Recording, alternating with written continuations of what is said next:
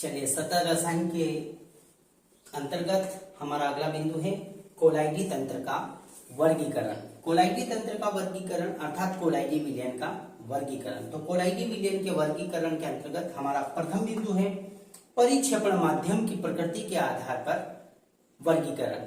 परिक्षेपण माध्यम अर्थात विलायक। विलायक साधारण शब्दों में हम कह सकते हैं घोलने वाला।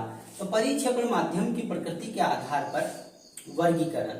तो ये जो वर्गीकरण है यह कोलाइडी तंत्र बनाने के लिए प्रयुक्त जो माध्यम होता है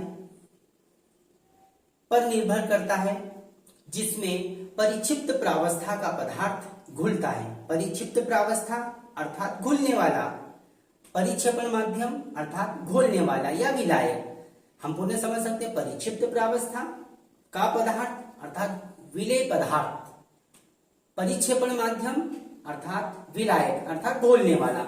तो ये जो वर्गीकरण है ये परिक्षिप्त प्रावस्था के पदार्थ या माध्यम पर निर्भर करता है। इस आधार पर ये माध्यम अलग अलग हो सकते हैं। तो आइए इन्हीं के नामों पर चर्चा करते हैं। तो पहला परिक्षेपण माध्यम। परिक्षेपण माध्यम अर्थात विलायक घोलने वाला। ये माध्यम अलग अलग हो सकते हैं जिसमें विलेय पदार्थ घुले हो या वितरित रहते हैं।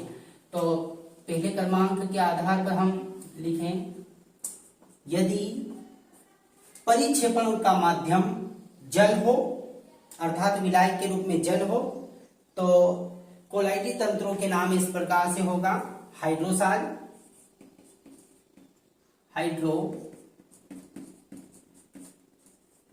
हाइड्रोसाल या इसे एक्वासाल भी कह सकते हैं।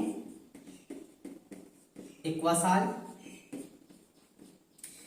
अर्थात यदि जल में जो परिक्षेपण माध्यम के रूप में है, जल में यदि कोई विलेय घुलकर अर्थात परिक्षिप्त प्रावस्था का पदार्थ घुलकर यदि कोलाइडी विलयन बनाता है जल में घुलकर, तो उस कोलाइडी विलयन को हम हाइड्रोसाल या एक्वासाल कहेंगे। दूसरा, यदि बेंजीन हो, बेंजीन अर्थात परिक्षेपण माध्यम घोलने वाला या विलायक। यदि बेंजीन हो विलायक के रूप में, तो बेंजीन में यदि कोई विलेय या परिक्षिप्त प्रावस्था का पदार्थ घोलेंगे तो बनने वाले कोलाइडी विलयन को बेंजोसाल कहेंगे। बेंजोसाल। इसी प्रकार से अगला प्रकार ले सकते हैं हम, तीसरा रहेगा। तीसरा, यदि अल्कोहल हो, यदि अल्कोहल परिक्षेपण माध्यम हो। अल्कोहल एक महत्वपूर्ण कार्बनिक विलायक है, तो यदि परिक्षेपण माध्यम के रूप में विलायक अल्कोहल होगा तो अल्कोहल में यदि कोई पदार्थ मिला दिया जाए और उसका कोलाइडी विलयन बनाए तो बनने वाला कोलाइडी विलयन एल्कोसाल कहलाएगा।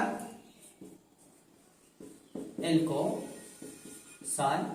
इस प्रकार से हम जानते हैं वायुमंडल में कई धूल मिट्टी के कण वितरित होकर वायुमंडल में कोलाइडी विलयन बनाते हैं। तो यदि वायुमंडल में धूल मिट्टी के कण मिल जाए तो यदि वायु विलायक का कार्य करे तो बनने वाला जो कोलाइडी विलयन होगा एरोसाल कहलाएगा। तो अगले बिंदु में हम इस प्रकार से, यदि वायु परिक्षेपण माध्यम का कार्य करे और उसमें कोई विलेय पदार्थ अर्थात परिक्षिप्त प्रावस्था का पदार्थ विलेय हो जाए, घुल जाए, तो कोलाइडी तंत्र का नाम होगा एरोसाल। एरोसाल। तो इस प्रकार से कोलाइडी तंत्रों का नामकरण किया जाता है। इस प्रकार से कोलाइडी तंत्रों को वर्गीकृत किया हमने परिक्षेपण माध्यम में विलेय पदार्थ के आधार पर। और इसी प्रकार से हम अगले बिंदु पर चर्चा करेंगे। धन्यवाद।